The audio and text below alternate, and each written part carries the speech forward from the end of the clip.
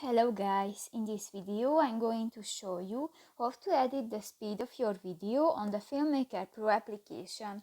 But first of all, I just want to mention, please don't forget to subscribe to our channel, because at 100,000 subscribers we are going to show you our YouTube revenue statistics and growth strategy, how to make money online. So let's jump into it. First of all, open the application on your device. Tap to the new project button at the upper side of the screen and click to the plus icon at the lower right corner of the screen and just select a video or a photo to your project. Tap to the video, and here you can find the fifth option, the speed, and here just